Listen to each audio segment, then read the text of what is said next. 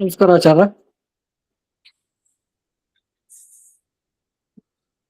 ಸುಮತಿಭಿರನುಮೇಯಂ ಶುಭ್ರಕಾಜಂ ಸಖಾಜಂ ಸುಖಮಜಮನಪಾಜಂ ಮುಕ್ತಿಪಾಜಂ ವಿಮಾಜಂ ಗ್ರಹಜಮಹಮಮೇಜಂ ಧ್ಯೇಜಮಾಮ್ನಾಜಗೇಜಂ ಸದಜಮಸದಜೇಜಂ ಶ್ರೀಸಹಾಜಂ ಭಜೇಜಂ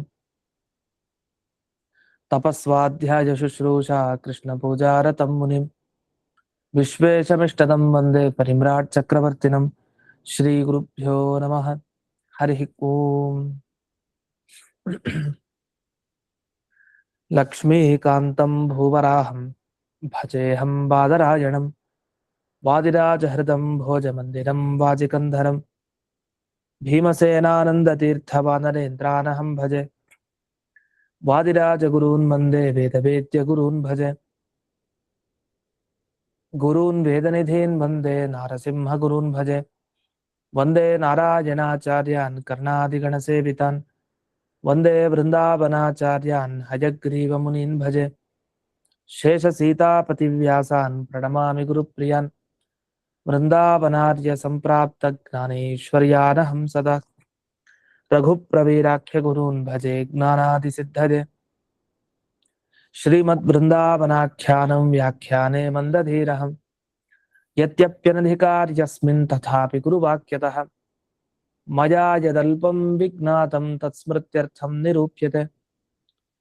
ಸಂತಸಂತು ಕೃಪಾವಂತೋ ಗುರುರಾಜಪದಾಶ್ರಯಾಃ ಭಗವಾನ್ ಅವ್ಯವಹಿತಭಾವಿಕಲ್ಪಸಮೀರೋ ದಾತವ್ಯಾಚಾರ್ಯಃ ಸುರವರ್ಯೈಃ ಸಂಪ್ರಾರ್ಥಿತಃ ಶ್ರೀನಾರಾಯಣೇನ ಆಜ್ಞಪ್ತಃ ಸನ್ ಭೂಮೌ ಅವತೀರ್ಯ ವಾದಿರಾಜನಾಮಾಯತಿ ಕುಲತಿಲಕೋ ಭೂತ್ವಾ ದುರ್ವಾದಿನೋ ವಿಜಿತ್ಯ ಯುಕ್ತಿಮಲ್ಲಿಕಾದೀನ್ ಗ್ರಂಥಾನ್ ವಿರಚಯ್ಯ ಸಜ್ಜನಾನಾಂ ಸಮ್ಯಜ್ಞಾನಮುತ್ಪಾದ್ಯ ಅತ್ಯಕ್ತದೇಹಃ ಸನ್ ವೃಂದಾವನಸ್ಥೋ ಭೂತ್ವಾ ಭಕ್ತಾನಾಂ ಇಷ್ಟಾನಿಷ್ಟಪ್ರಾಪ್ತ್ಯ ಪರಿಹಾರ ಸಾಧನ ಅತ್ಯರ್ಥ ಪ್ರಸಾದ ಜನಕ ಅಪರೋಕ್ಷ ಜ್ಞಾನ ಜನಕ ಪರೋಕ್ಷ ನಿಶ್ಚಯೋತ್ಪಾದಕ ಉಪನಿಷದಾದಿ ಪ್ರತಿಪಾದ್ಯ ರುಜುಭಾವಂ ಸ್ವಸ್ಯ ಖ್ಯಾಪಯಿತುಂ ವೃಂದಾವನಾಖ್ಯಾನಂ ಕುರುವನ್ ಕಸ್ಯಚಿತ್ ತದಾನೀಂ ಅಕುಶಲ ದೇಶೀಯ ಬ್ರಾಹ್ಮಣ ಸ್ವಪ್ನೆ ವಿಶ್ವಾಸಯೋಗ್ಯಾನಾಂ ವಿಶ್ವಾಸಂ ಉತ್ಪಾದಯಿತುಂ ಉಪದಿದೇಶ ವಿಲೀನ ಪ್ರಕೃತಿತಯ ಅಂತರಾಯ ವಿಧುರೋಪಿ ಆಚಾರ್ಯವತ್ ಶಿಷ್ಯಾನ್ ಗ್ರಾಹಯಿತುಂ ಗ್ರಂಥಾದೋ ಮಂಗಲಂ ಆಚರತಿ ಹಯಗ್ರೀವೇತ್ಯಾದಿನಾ ಹಯಗ್ರೀವಂ ಚಿದಾನಂದ ವಿಗ್ರಹಂ ಸದನುಗ್ರಹಂ ದಶಗ್ರೀವಚ್ಛಿದಂ ಶಾಪಾನ್ ಮಣಿಗ್ರೀವ ವಿಮೋಚನಂ. ಈಗ 43ನೇ ಶ್ಲೋಕ. ಇಲ್ಲಿಂದ ಅಶ್ವತ್ಥ ವೃಕ್ಷ ಸ್ತೋತ್ರ ಪ್ರಾರಂಭ ಆಗುತ್ತೆ. ಅದನ್ನ ಪಿಪ್ಪಲ ತರು ಅಂತ ಕರೀತಾರೆ. ಪಿಪ್ಪಲ ಅಂತ ಅದನ್ನ ಪ್ರಾರಂಭ ಮಾಡ್ತಾರೆ. 43ನೇ ಶ್ಲೋಕ. ಸ ಪಿಪ್ಪಲ ತರುರ್ಭಾತಿ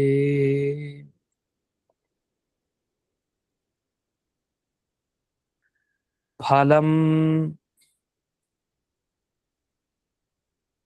ಕಲ್ಪತರುರ್ಯಥಾ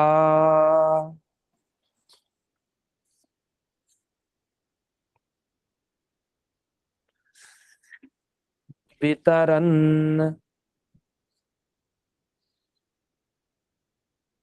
ಉತ್ತರಾಶಾಯಾಂ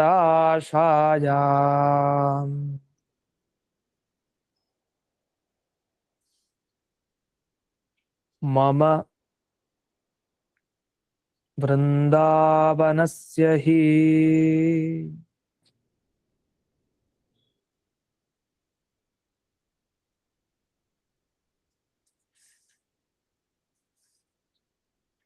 ಸಪಿಪ್ಪಲ ತರುಹು. ತರು ಅಂದ್ರೆ ಮರ ಅಂತ ಅರ್ಥ.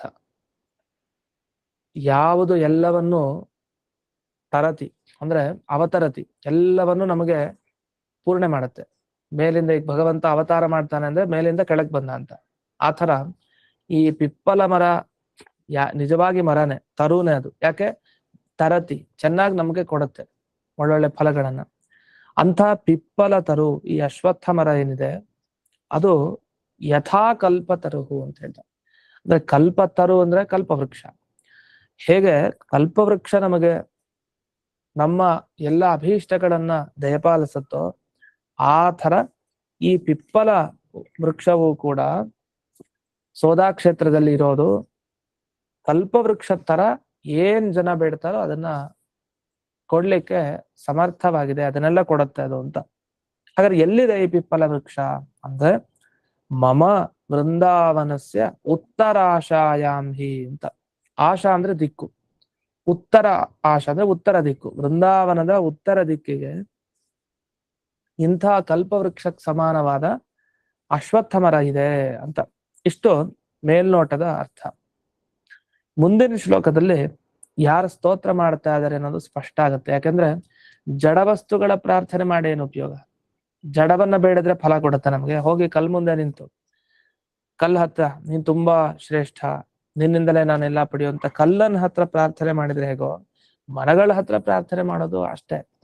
ಅದು ಜಡ, ಇದು ಜಡ ತಾನೆ ಅಲ್ಲ. ಮರಗಳ ಜೀವ ಇದೆ ಅಂದ್ರೆ ಅದ್ ಫಲ ಕೊಡ್ಲಿಕ್ಕೆ ಶಕ್ತಿ ಇದೆಯಾ ಅದಕ್ಕೆ? ಒಳಗಡೆ ಯಾರೋ ಒಬ್ಬ ಜೀವ ಇರ್ತಾನೆ, ಆದ್ರೆ ಅದು ಜಡದಂತೆ, ಜಡಕ್ಕೆ ಸಮಾನ. ಒಂದು ನಿಮಿಷ.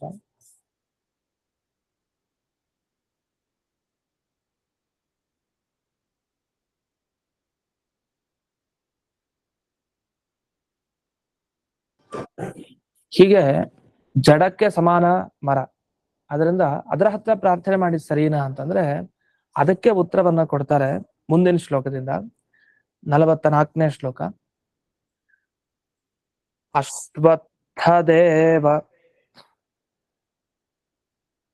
ಸಕಲೇಷ್ಟದ ದೇವದೇವ ಭೂದೇವ ವಂದಿತ ಪದ ಪ್ರದದಾಸಿ ಅಭೀಷ್ಟಂ ವೇದೈಕ ವೇದ್ಯ ಸುಜನಾಬ್ಧಿ ಸುಪೂರ್ಣಚಂದ್ರ ಭಕ್ತಾಭಯಪ್ರದ ಸುಪುತ್ರಂ ಅಪುತ್ರಿಣಾಂ ಚ.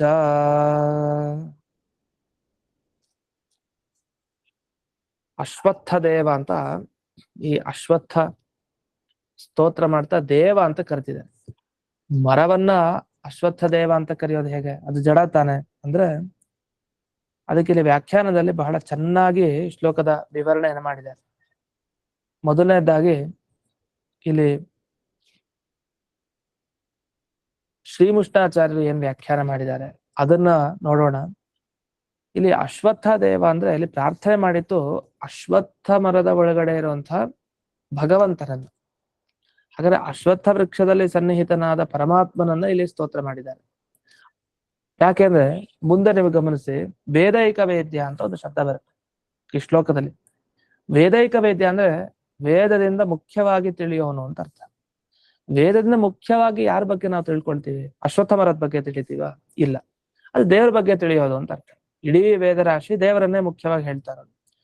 ಇಷ್ಟಿದ್ಮೇಲೆ ಅಶ್ವತ್ಥ ದೇವ ಅಂದ್ರೆ ಹಾಗಾದ್ರೆ ಯಾರನ್ನ ಇಲ್ಲಿ ಕರೆದಿರೋದು ಅಂದ್ರೆ ಅದಕ್ಕೆ ಉತ್ತರ ಭಗವಂತನನ್ನೇ ಇಲ್ಲಿ ಕರೆದಿರೋದು, ಹೊರತು ಬೇರೆಯವರನ್ನ ಅಲ್ಲ. ಅಶ್ವತ್ಥ ದೇವ ಅಂದ್ರೆ ಅಶ್ವತ್ಥಾಂತರ್ಗತ ಸನ್ ಅಂತ ಹೇಳ್ತಾರೆ. ಅಶ್ವತ್ಥನ ಒಳಗಡೆ ಇರುವಂತಹ ಪರಮಾತ್ಮ, ಅವನು ಅಭೀಷ್ಟಗಳನ್ನ ನಮ್ಗೆಲ್ರಿಗೂ ನೀಡ್ತಾನೆ ಅಂತ ಇಷ್ಟು ಸಾಮಾನ್ಯವಾದ ಅರ್ಥ. ಅದ ಪೂರ್ಣ ಅರ್ಥ ಏನು ಅನ್ನೋದನ್ನ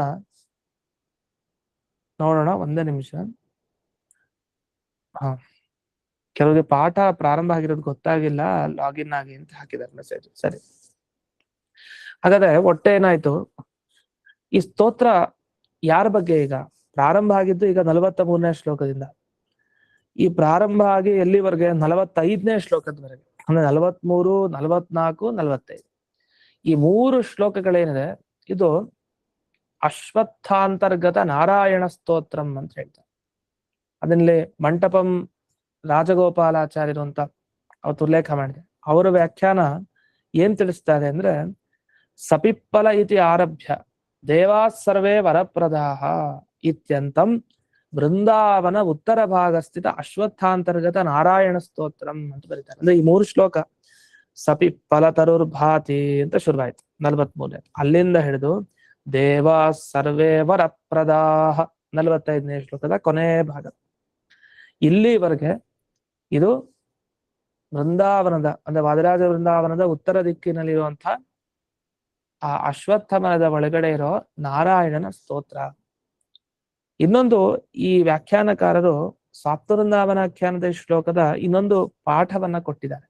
ಇಲ್ಲಿ ಮೊದಲನೇ ಸಾಲಿನಲ್ಲಿ ಅಶ್ವತ್ಥ ದೇವ ಸಕಲೇಷ್ಟದ ದೇವ ದೇವ ಭೂದೇವ ವಂದಿತ ಪದ ಪ್ರದದಾಸ್ಯಭೀಷ್ಟಂ ಅಂತ ಹೇಳ್ತೀವಲ್ಲ, ಅಲ್ಲಿ ಪ್ರದದಾಸಿ ಅಭೀಷ್ಟಂ ಅನ್ನೋ ಪದದ ಬದಲು ಇನ್ನೊಂದು ಪದ ಇದೆ ಇವರು ವ್ಯಾಖ್ಯಾನದ ಪ್ರಕಾರ, ಅತೀಷ್ಟಂ ಅಂತ.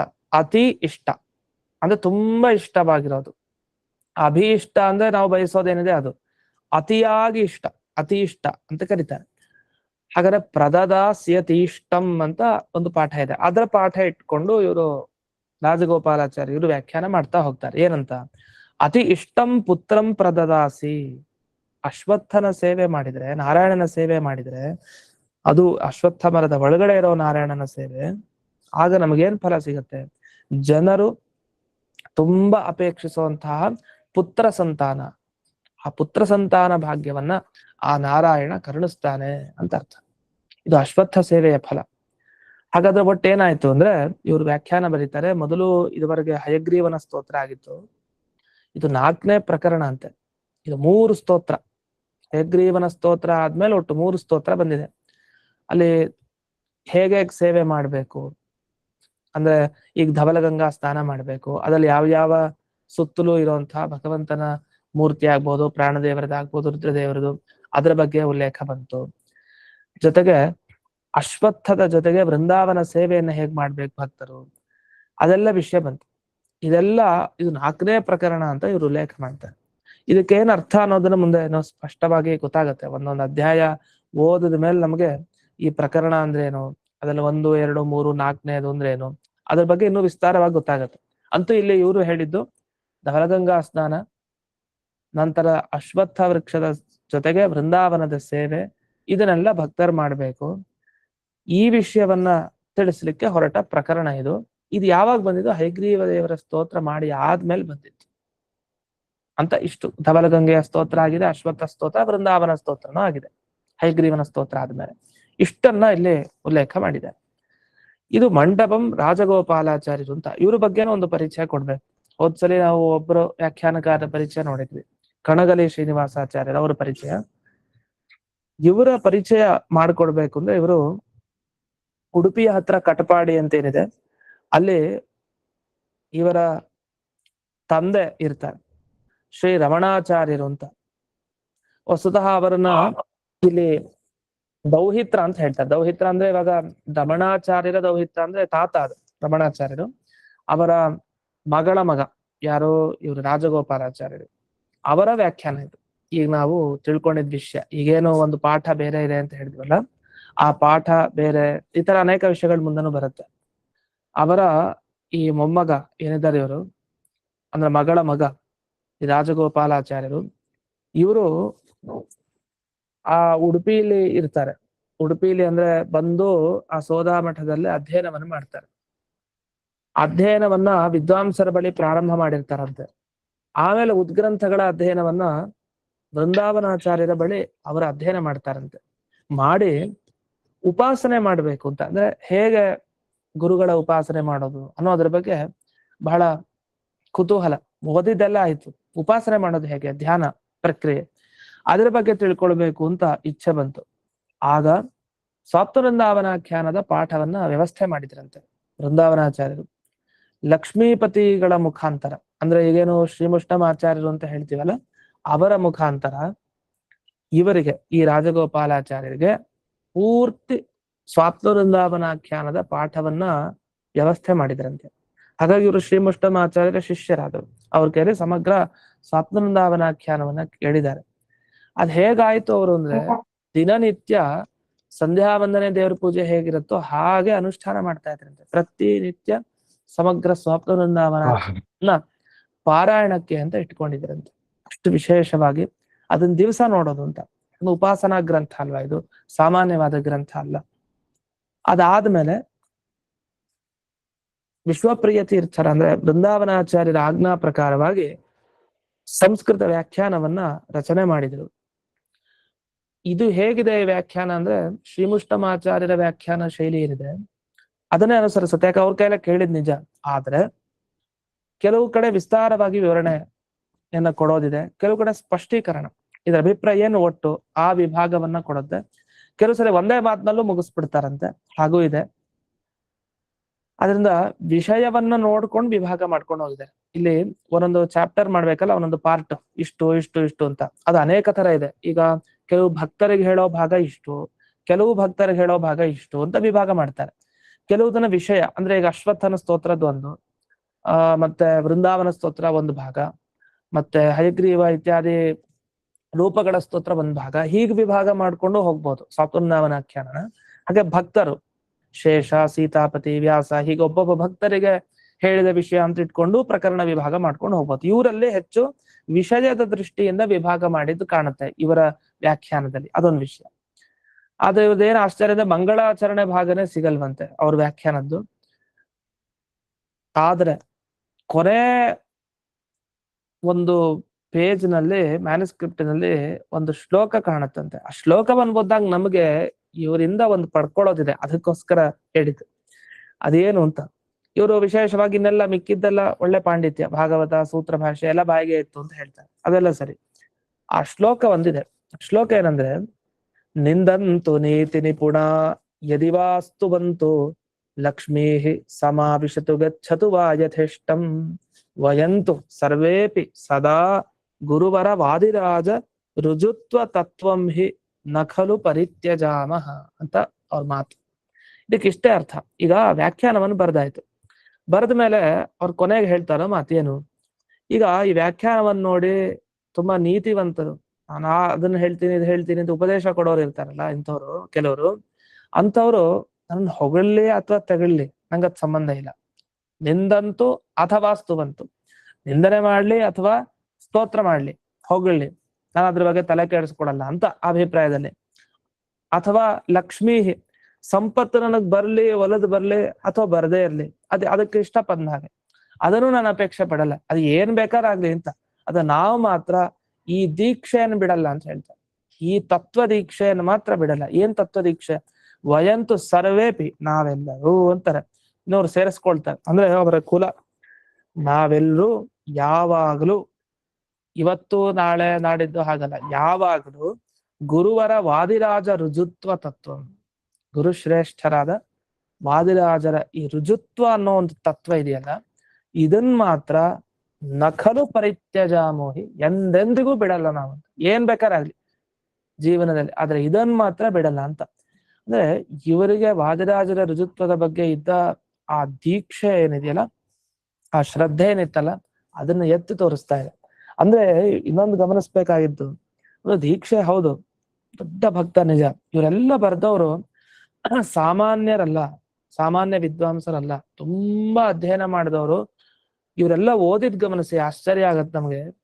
ಇವರಾಗ್ಲಿ ಹಿಂದಿನ ವಿದ್ವಾಂಸರುಗಳದಾಗ್ಲಿ ಯಾರ್ದೇ ಸಾಮಾನ್ಯವಾಗಿ ಉಲ್ಲೇಖ ಮಾಡ್ತಾ ಸ್ವಾಪ್ನ ವೃಂದಾವನಾಖ್ಯಾನ ಗ್ರಂಥವನ್ನ ಮೊದಲು ತಿರುವು ಹಾಕಿದ್ರೇನೋ ಅದು ಬೇರೆ, ಆದ್ರೆ ಕೊನೆಗೆ ಕಲ್ತಿದ್ದನ್ನೇ ಜಾಸ್ತಿ ಉಲ್ಲೇಖ ಮಾಡ್ತಾರೆ ಇವರ ಚರಿತ್ರೆಗಳೆಲ್ಲ. ಅಂದ್ರೆ ಇಡೀ ಸ್ವರಮೂಲ ಗ್ರಂಥನೆಲ್ಲ ಅಧ್ಯಯನ ಮಾಡಿ ಒಂದು ಗ್ರಂಥ ಒಂದು ಹಂತದ ಅಧ್ಯಯನ ಅಂತ ಇರುತ್ತಲ್ಲ, ಪೂರ್ಣ ಮುಗೀತು, ಅದಾದ್ಮೇಲೆ ಉಪಾಸನೆ ಹೇಗ್ ಮಾಡೋದು ಅದ್ರ ಬಗ್ಗೆ ತಿಳ್ಕೊಳ್ಬೇಕು ಅಂತ ನಂತರ ಸ್ವಾಪ್ನ ವೃಂದಾವನಾಖ್ಯಾನದ ಪಾಠ ಉಪದೇಶ ಆಮೇಲಾಗಿದೆ ಇವ್ರಿಗೆಲ್ಲ. ಅಂದ್ರೆ ಪ್ರೌಢರಾಗಿ ತುಂಬಾ ತಿಳ್ಕೊಂಡು ಆದ್ಮೇಲೆ ಸ್ವಾಪ್ನ ವೃಂದಾವನಾಖ್ಯಾನ ಗ್ರಂಥವನ್ನ ಮುಟ್ಲಿಕ್ಕೆ ಬರ್ತಾ ಇದ್ದಾರೆ. ಅದೇನಿದೆ ವಿಷಯ ಅಂತ ಪಾಠವನ್ನ ಕೇಳ್ಕೊಂಡು ತಿಳ್ಕೊಳ್ಳಿಕ್ಕೆ. ಅಂದ್ರೆ ಏನರ್ಥ, ಇವರೆಲ್ಲ ಚೆನ್ನಾಗಿ ಶಾಸ್ತ್ರದಲ್ಲಿ ಮುಳುಗದವರು ಇದಕ್ಕೆ ವ್ಯಾಖ್ಯಾನವನ್ನ ಬರ್ದಿರೋದು, ಅದರಿಂದ ಸುಮ್ನೆ ಅಲ್ಲ. ಆ ಸ್ವಾಪ್ನ ವೃಂದಾವನಾಖ್ಯಾನ ಎಷ್ಟು ಪ್ರಮಾಣ ಅನ್ಲಿಕ್ಕೆ ಇಂತಿಂತ ವಿದ್ವಾಂಸರು ತಾವು ಸ್ವೀಕಾರ ಮಾಡಿ ಅದರಿಂದ ಅನುಗ್ರಹವನ್ನು ಅವರು ಪಡ್ಕೊಂಡಿದ್ದಾರೆ. ಆದ್ರಿಂದ ಅದನ್ನ ನಿಟ್ಟಿನಲ್ಲೇ ವ್ಯಾಖ್ಯಾನವನ್ನು ಬರಿತಾ ಹೋಗ್ತಾರೆ. ಆ ದೃಷ್ಟಿಯಲ್ಲಿ ಇದನ್ನೆಲ್ಲ ನೋಡಿದಾಗ ಅದಕ್ಕೂ ಮೂಲಭೂತವಾಗಿ ವಿಶ್ವಪ್ರಿಯ ತೀರ್ಥರು ವೃಂದಾವನಾಚಾರ್ಯರು ಅವರೊಬ್ಬರಿಂದ ಇದು ಎಷ್ಟು ಚೆನ್ನಾಗಿ ಶಿಷ್ಯ ಪರಂಪರೆಯಿಂದ ಈ ಸಪ್ತವೃಂದಾವನಾಖ್ಯಾನದ ಶ್ಲೋಕಗಳ ಅರ್ಥ ನಮಗ್ ಸಿಗ್ತಾ ಇದೆ. ಇಲ್ಲಾಂದ್ರೆ ಅಪರೂಪದ ಅರ್ಥ ಗೊತ್ತಾಗಲ್ಲ, ತುಂಬಾ ಕಷ್ಟ. ಹಾಗೆ ಹೇಳೋದು ಬೇರೆ, ವ್ಯಾಖ್ಯಾನವನ್ನು ವಿಮರ್ಶೆ ಮಾಡಿ ಹೇಳೋದು ಬೇರೆ. ಅದರಲ್ಲೂ ಏನ್ ಬರ್ದಿರ್ತಾರೆ ನೋಡ್ಬೇಕು ವ್ಯಾಖ್ಯಾನದಲ್ಲೂ. ಇಂಥ ಕೊಡುಗೆಯನ್ನ ಇವರೆಲ್ಲ ವಿದ್ವಾಂಸರು ಕೊಟ್ಟಿದ್ದಾರೆ, ಅದನ್ನು ನೆನಪಿಸ್ಕೊಳ್ಬೇಕು. ಅಂಥದ್ರಲ್ಲಿ ಮಂಟಪಂ ರಾಜಗೋಪಾಲಾಚಾರ್ಯ ವ್ಯಾಖ್ಯಾನ ಪರಿಚಯ ಆಯ್ತು, ಅದರಿಂದ ಅವ್ರ ಬಗ್ಗೆ ತಿಳಿಸ್ತೇವೆ. ಇನ್ನೊಂದು ಷಟ್ಪುರಾಚಾರ್ಯರ ವ್ಯಾಖ್ಯಾನ ಇದಕ್ಕಿದೆ ಈ ಶ್ಲೋಕಕ್ಕೆ. ಅವ್ರು ಏನ್ ಹೇಳ್ತಾರೆ, ಇನ್ನು ಕಣಗಲಿ ಶ್ರೀನಿವಾಸಾಚಾರ್ಯ ಅವ್ರು ಇನ್ನೊಂದು ಒಳ್ಳೆ ಅರ್ಥ ಹೇಳ್ತಾರೆ ಈ ಅಶ್ವತ್ಥ ದೇವ ಅನ್ನೋ ಈ ಶ್ಲೋಕಕ್ಕೆ. ಷಟ್ಪುರಾಚಾರ್ಯನ ಹೇಳ್ತಾರೆ ನೋಡೋಣ. ಅವ್ರು ಹೇಳಿದ್ದಿಷ್ಟು, ಇಲ್ಲಿ ಅಶ್ವತ್ಥ ದೇವ ಸಕಲ ಇಷ್ಟದ, ನೀನ್ ಎಲ್ಲಾ ಇಷ್ಟಗಳನ್ನ ಕೊಡ್ತೀಯಪ್ಪ, ಸಕಲ ಇಷ್ಟದ ದೇವದೇವ, ದೇವತೆಗಳಿಗೆ ದೇವ ನೀನು. ಭೂದೇವ ವಂದಿತ ಅಂತ ಹೇಳಿದ್ರು. ಭೂದೇವ ವಂದಿತ ಅಂದ್ರೇನು? ಭೂದೇವ ಅಂದ್ರೆ ಯಾರು? ಬ್ರಾಹ್ಮಣರು ಅಂತ ಅರ್ಥ. ಭೂಮಿಯಲ್ಲಿ ದೇವತೆಗಳಂತೆ ಅವರನ್ನ ಭೂದೇವರು ಅಂತ ಕರೀತಾರೆ. ಅವರೆಲ್ಲ ನಿನ್ನ ನಮಸ್ಕಾರ ಮಾಡ್ತಾರೆ, ಭೂದೇವ ವಂದಿತ ಅಂತ. ಇನ್ನು ಪ್ರದದಾಸಿ ಅಭೀಷ್ಟಂ, ನೀನು ಎಲ್ಲರ ಅಭೀಷ್ಟಗಳನ್ನ ಹೇಳ್ತೀಯ. ವೇದೈಕ ವೇದ್ಯ, ಎಲ್ಲ ವೇದರಾಶಿಗಳು ನಿನ್ನನ್ನು ಮುಖ್ಯವಾಗಿ ಕೊಂಡಾಡ್ತಾ ಇದೆ. ಸುಜನಾಬ್ಧಿ ಸುಪೂರ್ಣ ಚಂದ್ರ, ನೀನು ಸಮುದ್ರಕ್ಕೆ ಚಂದ್ರ ಇರ್ತಾನಲ್ಲ, ಚಂದ್ರ ಬಂದ್ರೆ ಸಮುದ್ರ ಉಕ್ಕೆ ಇರುತ್ತಲ್ಲ, ಆ ಥರ ನೀನು ಬಂದಾಗ ಪೂರ್ಣಚಂದ್ರ, ಆಗ ಸಜ್ಜನರಿಗೆಲ್ಲ ಖುಷಿ ಆಗತ್ತೆ. ಓ ಭಗವಂತ ಬಂದ, ಆಯ್ತು, ನಮ್ ಜೀವನ ಉದ್ಧಾರ ಆಯ್ತು ಅಂತ. ಅಂಥ ನೀನು ಭಕ್ತಾಭಯ ಪ್ರತ. ಅಶ್ವತ್ಥ ನಾರಾಯಣ ಏನಿದಾನೆ ಅವನು ಭಕ್ತರಿಗೆ ಅಭಯವನ್ನ ನೀಡ್ತಾನೆ. ಅಪುತ್ರನ, ಯಾರಿಗೆ ಪುತ್ರರಿಲ್ವೋ ಅವರಿಗೆ ಸುಪುತ್ರರನ್ನ ನೀಡ್ತಾನೆ ಅಶ್ವತ್ಥ ನಾರಾಯಣ ಅಂತ. ಅದನ್ನು ಇವರು ಅಶ್ವತ್ಥಗತೋ ನಾರಾಯಣ ಅಂತ ವ್ಯಾಖ್ಯಾನ ಮಾಡ್ತಾರೆ. ಹೀಗೆ ಭೂದೇವ ವಂದಿತ ನಾದ ಅಶ್ವತ್ಥ ವೃಕ್ಷದ ಒಳಗಡೆ ಇರುವ ನಾರಾಯಣ ಎಲ್ಲರಿಗೂ ಇಷ್ಟ ದೇವತೆ ಅಂತ ಹೇಳ್ತಾರೆ. ಸಕಲ ಇಷ್ಟದ, ಎಲ್ಲರಿಗೂ ಇಷ್ಟ ದೇವತೆ, ಎಲ್ಲ ಇಷ್ಟವನ್ನು ಕೊಡ್ತಾನೆ ಅಂತ. ಅದು ಹೇಗೆ ಅಂದ್ರೆ ಒಂದು ಶ್ಲೋಕ, ಇಷ್ಟಂ ದೈವಂ ಶಜಃ ಪತಿ ಆಚಾರ್ಯ ಶ್ರೀಮದಾಚಾರ್ಯ ಅಂತೆಲ್ಲ ಕೇಳ್ತೀವಲ್ಲ ಶ್ಲೋಕ. ಅಲ್ಲಿ ಇಷ್ಟಂ ದೈವಂ, ಇಷ್ಟದ, ಸಕಲ ಇಷ್ಟದ, ಎಲ್ಲರ ಇಷ್ಟಗಳನ್ನು ಕೊಡೋ ದೇವತೆ ಯಾರು? ಇಷ್ಟಂ ದೈವಂ ಶ್ರೀಯಃ ಪತಿ, ಲಕ್ಷ್ಮೀಪತಿ ಅಂತ ಅರ್ಥ. ಅದಕ್ಕೊಂದು ಪ್ರಮಾಣನು ಕೊಡ್ತಾರೆ ಈ ಟಿಪ್ಪಣಿಕಾರರು. ಅದಾದ್ಮೇಲೆ ಅಭೀಷ್ಟಪ್ರದ ಹೇಗೆ ಅನ್ನೋದಕ್ಕೆ ಅಲ್ಲೇ ವಿವರಣೆ ಬಂತು. ಯಾರಿಗೆ ಪುತ್ರರಿಲ್ವೋ ಅವ್ರಿಗೆ ಸುಪುತ್ರ, ಯಾರಿಗೆ ಧನ ಇಲ್ವೋ ಅವ್ರಿಗೆ ಧನ, ಯಾರಿಗೆ ವಿದ್ಯೆ ಇಲ್ವೋ ಅವ್ರಿಗೆ ವಿದ್ಯೆ, ಇದೆಲ್ಲ ಕೊಡ್ತಾರೆ ಅಂತ ಅರ್ಥ. ಹಾಗಾಗಿ ಹೇಗೆ ಈ ಅಶ್ವತ್ಥ ಮರ ಸಜ್ಜನರಿಗೆ ಸಂತೋಷವನ್ನ ನೀಡ್ತಾ ಇದೆಯೋ, ಭಕ್ತರಿಗೆ ಅಭಯದಾನವನ್ನು ನೀಡ್ತಾ ಇದೆಯೋ, ಅಭೀಷ್ಟಗಳನ್ನ ನೆರವೇರಿಸ್ತಾ ಇದೆಯೋ, ಹಾಗೆ ಭಗವಂತ ಅಂದ್ರೆ ಅಶ್ವತ್ಥ ವೃಕ್ಷದ ಸನ್ನಿಹಿತನಾಗಿ ಅವನು ಅಶ್ವತ್ಥ ವೃಕ್ಷದ ಮುಖಾಂತರ ನಮ್ಮೆಲ್ರಿಗೂ ಅನುಗ್ರಹಿಸ್ತಾ ಇದ್ದಾನೆ. ಅಷ್ಟೆಲ್ಲ ವೇದೈಕ ವೇದ್ಯ ಅಂತ ತಿಳಿಸಿದ್ದು ಒಂದು ಮಾತಿದೆ. ಎಲ್ಲಾ ಕಡೆ ಎಲ್ಲೆಲ್ಲಿ ಭಗವಂತ ತನ್ನ ಶಿಷ್ಯರ ಮುಖಾಂತರ ಭಕ್ತರಿಗೆ ಸಂತೋಷವನ್ನ ನೀಡ್ತಾ ಇದ್ದಾನೆ ಅಂತ ಮಹಿಮೆಯನ್ನು ಕೇಳ್ತೀವೋ, ಅಥವಾ ಇನ್ನೊಂದು ಯಾವ್ದೋ ಜಡವಸ್ತುಗಳ ಒಳಗಡೆ ಇದ್ದು ನಮಗೆ ಅನುಗ್ರಹ ಮಾಡ್ತಾ ಇದ್ದಾನೆ ಅಂತ ಕೇಳ್ತೀವೋ, ಅಲ್ಲೆಲ್ಲ ಅದು ಆ ವಸ್ತುಗಳ ಸಾಮರ್ಥ್ಯ ಅಲ್ಲ, ಅವಳು ಒಳಗಡೆ ಇರೋ ದೇವರ ಸಾಮರ್ಥ್ಯ ಅಂತ ಅರ್ಥ. ನಾವು ಸಾಲಿಗ್ರಾಮದ ಹತ್ರ ಬೇಡಿದಾಗ ಒಳ್ಳೇದಾಯ್ತು, ಪ್ರತಿಮೆ ಹತ್ರ ಬೇಡಿದಾಗ ಒಳ್ಳೇದಾಯ್ತು, ಇನ್ಯಾವುದೋ ಮರದ ಹತ್ರ ಬೇಡಿದಾಗ ಒಳ್ಳೇದಾಯ್ತು, ಧವಲಗಂಗೆ ಹತ್ರ ಬೇಡಿದಾಗ ಒಳ್ಳೇದಾಯ್ತು. ನೀವ್ ಎಲ್ಲೇ ಬೇಡಿ ನಿಮಗ್ ಒಳ್ಳೇದಾಗ್ತಾ ಇದೆ ಅಂದ್ರೆ ಅದು ತದ್ಗತ ಭಗವದಾಯತ್ತ, ಅಲ್ಲಿರೋ ಭಗವಂತನ ಅನುಗ್ರಹದಿಂದ ಆಯ್ತು ಅಂತ. ಇದು ಒಳ್ಳೆ ಪ್ರಮೇಯ. ಇದೆಲ್ಲ ಭಾಗವತ ಇತ್ಯಾದಿಗಳ ಬರೋ ಪ್ರಮೇಯ, ಎಲ್ಲ ಅಂತರ್ಯಾಮಿತೆಯ ಚಿಂತನೆ. ವೇದೈಕ ವೇದ್ಯ ಅನ್ನೋದ್ರಿಂದ ಈ ಅಂಶ ಸೂಚನೆ ಮಾಡಿದ್ರಂತೆ. ಇಡೀ ವೇದರಾಶಿ ಅವನೊಬ್ಬನ್ನೇ ಹೊಗಳುತ್ತೆ, ಎಲ್ಲಾ ಶಬ್ದ ಅವನನ್ನೇ ಹೇಳುತ್ತೆ ಅಂದ್ಮೇಲೆ ನೀವು ಯಾವುದೇ ಸೇವೆ ಮಾಡಿ ಅಲ್ಲಿ ಒಳಗಡೆ ಇರೋ ದೇವರ ಅನುಗ್ರಹ ಆಗಿದೆ, ಆದ್ರಿಂದ ನಿಮ್ಗೆ ಅದು ಸಿಕ್ಕಿದೆ ಅಂತ ಅರ್ಥ ಅಂತ. ಇದು ಷಟ್ಪುರಾಚಾರ್ಯರ ಒಂದು ವ್ಯಾಖ್ಯಾನ ವಿಶೇಷ. ಇದಕ್ಕೆನೆ ಕಣಗಲಿ ಶ್ರೀನಿವಾಸಾಚಾರ್ಯ ಏನ್ ವ್ಯಾಖ್ಯಾನ ಮಾಡ್ತಾರೆ ಅಂದ್ರೆ ನೋಡೋಣ. ಇಲ್ಲಿವರೆಗೆ ಏನ್ ಮಾಡಿದ್ರು, ಧವಲಗಂಗೆ ಮಹಿಮೆ ಹೇಳಿದ್ರು. ಇದಾದ್ಮೇಲೆ ಈಗ ತಮ್ಮ ವೃಂದಾವನದ ಉತ್ತರ ದಿಕ್ಕಿನಲ್ಲಿ ಗರ್ಭಗೃಹ ಏನಿದೆ ಅದಕ್ಕಿಂತ ಹೊರಗಿರುವಂತಹ ಅಶ್ವತ್ಥ ಮರ ನೋಡ್ಬೋದು ನಾವೀಗ. ಅಂತ ಅಶ್ವತ್ಥ ಮರ ಹೇಗಿದೆ ಅಂದ್ರೆ ಕಲ್ಪವೃಕ್ಷ ತರ ಇದೆ ಅಂತ ಬಂತು. ಕಲ್ಪವೃಕ್ಷನು ತನ್ನ ಶಕ್ತಿಯಿಂದ ಕೊಡೋದಲ್ಲ, ಅದಕ್ಕೆ ಆ ಫಲ ಇಲ್ಲ. ದೇವರ ಅನುಗ್ರಹದಿಂದ ಅದಕ್ಕೆ ಅಂತಹ ಶಕ್ತಿ ಇದೆ. ಅಂದ್ರೆ ಅಂತರ್ಯಾಮಿಯಾಗಿ ಒಳಗಡೆ ನಾರಾಯಣ ಪ್ರೇರಣೆ ಮಾಡಿದ್ರೆ ಕಲ್ಪವೃಕ್ಷ ಫಲ ಕೊಡುತ್ತೆ.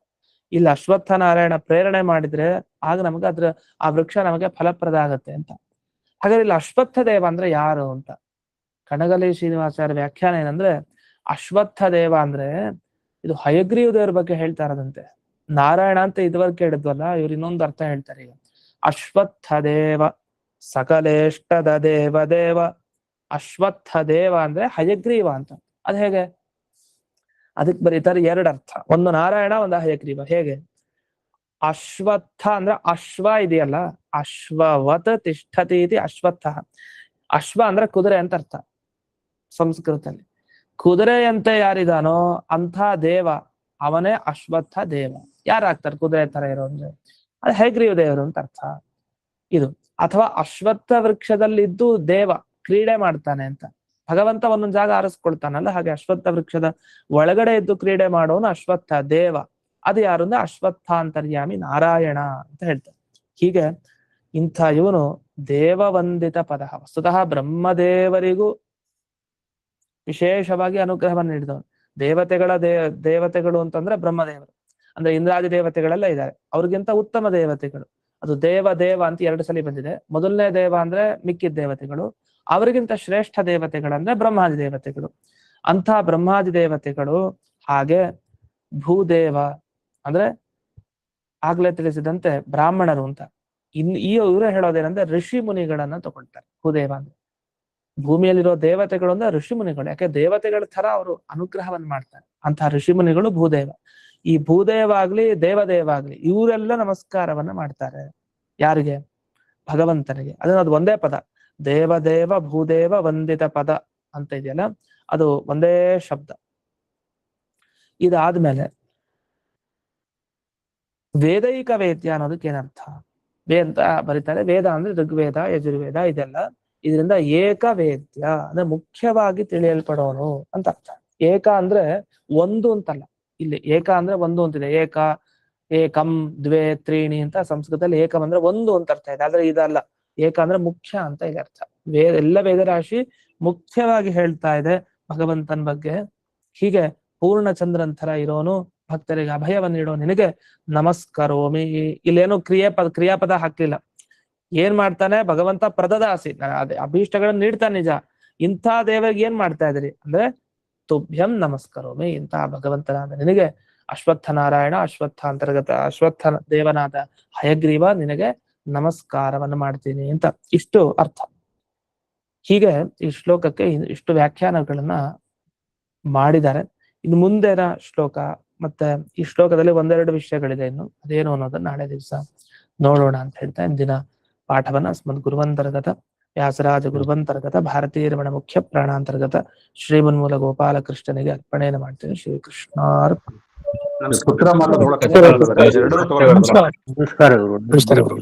ಧನ್ಯವಾದಗಳು ಗುರುಗಳೇ, ಧನ್ಯವಾದಗಳು. ಧನ್ಯವಾದಗಳು ಗುರುಗಳೇ. ನಮಸ್ಕಾರ. ನಮಸ್ಕಾರ ಆಚಾರ್ಯ.